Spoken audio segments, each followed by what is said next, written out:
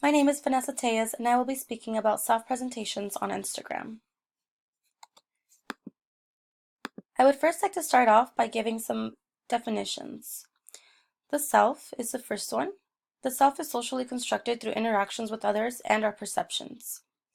Self-presentation refers to the processes by which individuals attempt to control the impressions that others form of them in social interaction.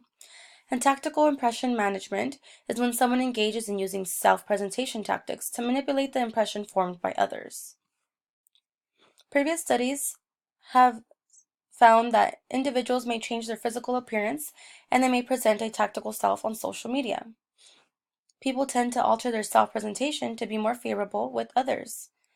An unrestricted time spent on social media may cause harm to one's mental health. To the bottom right, we have a woman who presents herself in a way but doesn't really see herself in that way. She's looking at herself through the mirror, and deep down inside, she may feel different than what she truly presents.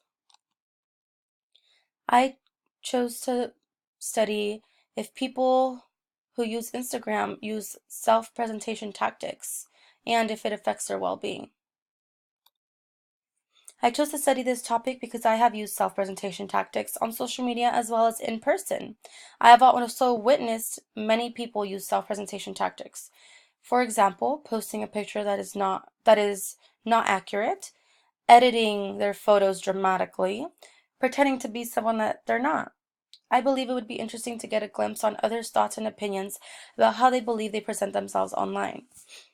I also believe it is important to further study a social media app that is widely used and the effects that it has on us. Social media is especially popular in this generation. It has become a part of our everyday lives, and that is why I chose to target young adults.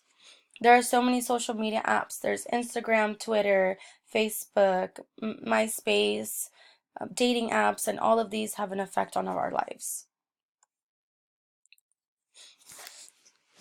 A study was conducted to examine the degree by which self-esteem moderates the influence of self-presentation.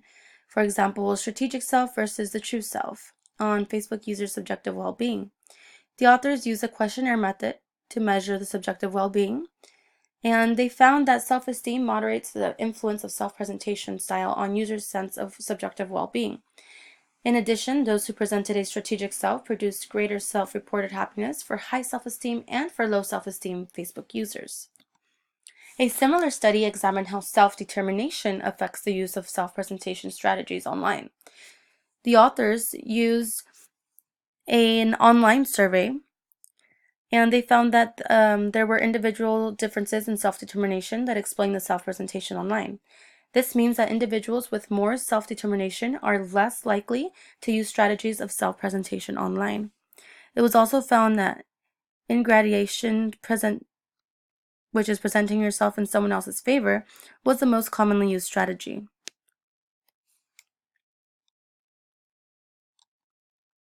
Further research indicates how people make sense of self-portrayals in social media versus how they socially interact. The authors analyze how individuals evaluate how their friends, family, and strangers online compare to their own interactions. The authors hypothesize that online self-presentations, inconsistent with observers' offline knowledge, are seen more negatively for acquaintances than for close friends. They found that participants noted misleading self-presentations amongst acquaintances and friends, but significantly more for acquaintances. The author stated that the role of new communication technology affects how people use self-presentation strategies.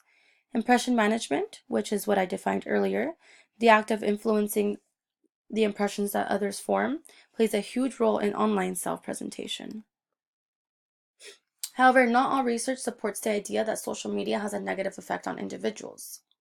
A research was conducted to test whether self-expression on social media generates positive and accurate self-perceptions. The authors found that social media can be an effective channel for accurate and positive self-expression of personality traits.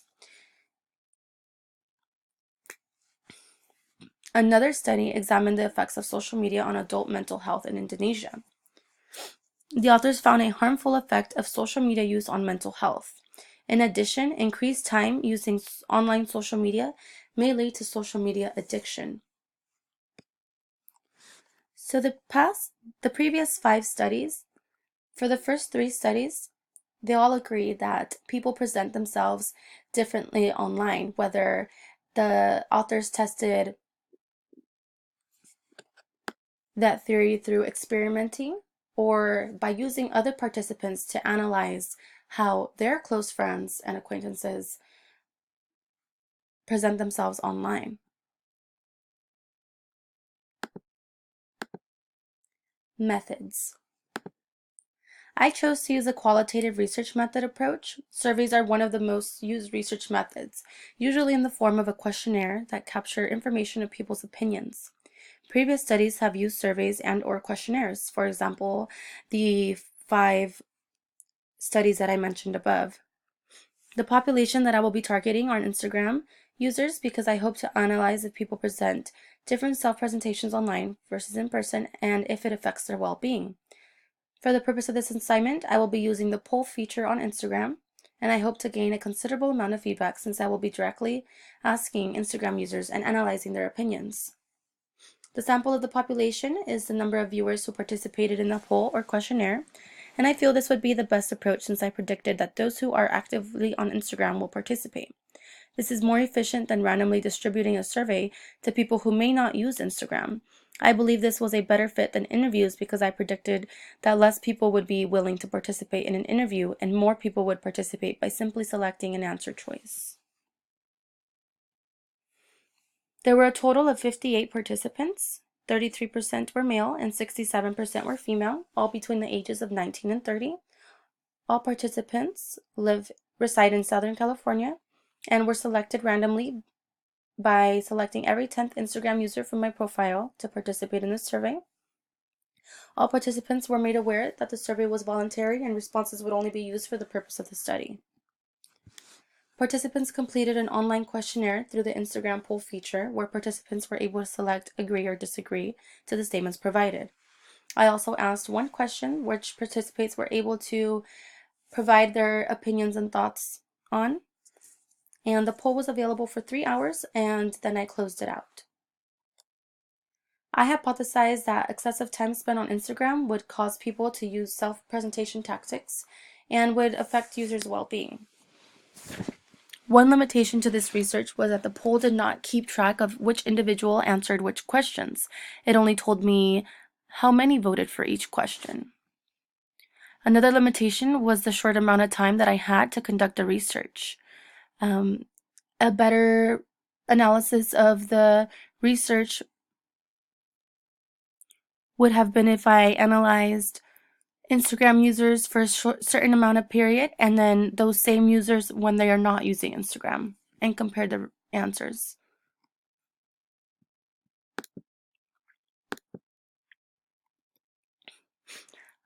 Of the total participants, 60% stated that on average they use Instagram at least 2 hours or more per day, and 40% stated they use Instagram less than 2 hours per day. I have defined 2 hours or more of Instagram use as an excessive amount of time. I also asked the statement, on average, I spend more time on Instagram than with friends and family, with the answer options of agree or disagree. Of the total participants, 21% agreed and 79% disagreed. I can infer that most Instagram users, although most spend an excessive amount of time on the app, find it more important to spend time with others than to be on social media, for example, Instagram. I then asked a few statements to measure their well-being and how they are affected on Instagram. The first statement read, I have compared myself to others on Instagram and it has caused me to feel bad about myself. 42% agreed and 58% disagreed. The more time I spend on Instagram, the less I feel good about myself. 22% agreed and 78% disagreed. I am affected by comments on Instagram, negative or positive. 29% agreed and 71% disagreed. I feel more confident about myself in real life than on Instagram. 87% agreed and 13% disagreed. In addition, I analyzed if Instagram users present themselves different online versus in person. The first statement read, I tend to present myself more accurately on Instagram than in person. 11% agreed and 89% disagreed. This means that most participants feel they do not accurately present themselves on Instagram as they would in person.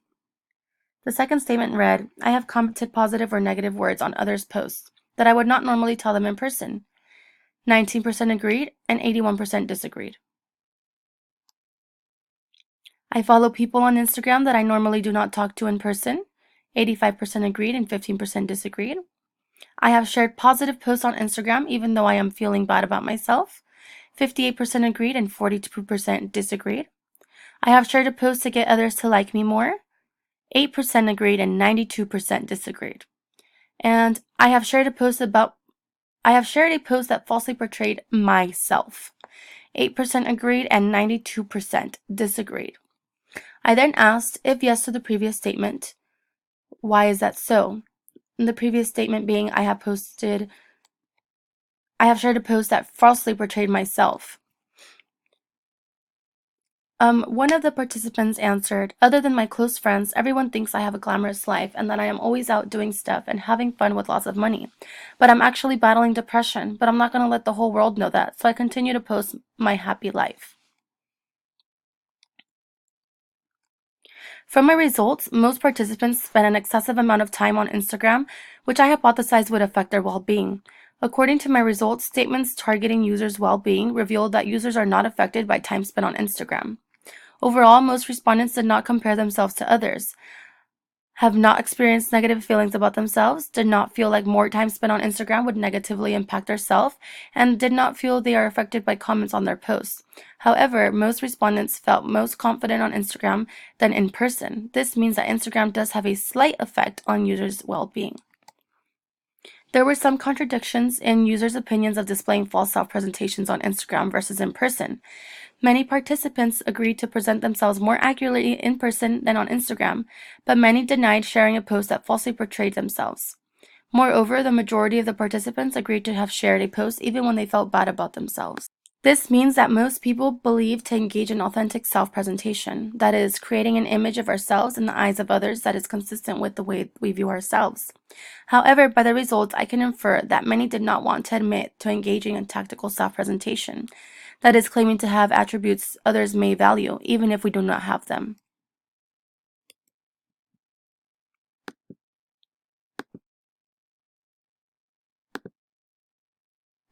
Discussion. In this study, I examined whether unrestricted time spent on Instagram would affect users' well-being. I also analyzed if users' tactical impression management on Instagram by presenting a false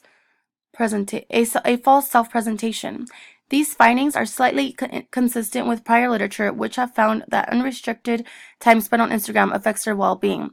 Users' responses revealed contradictions which limited the results of the study.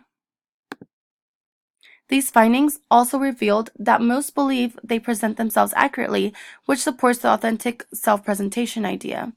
However, most also believe they do not present themselves accurately online by using impression management tactics, which supports the theory that people will engage in tactical impression management based on self-esteem and self-determination.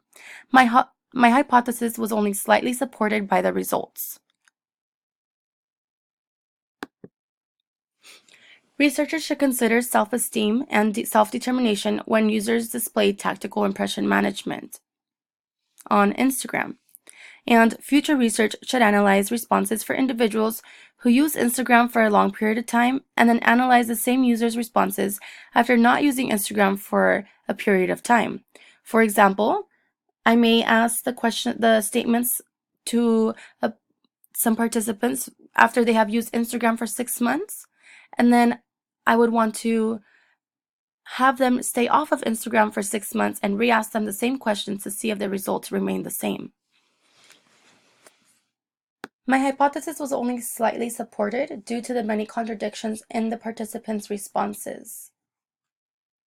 Perhaps measuring both self-esteem and self-determination will aid in a better analysis of the study. Thank you.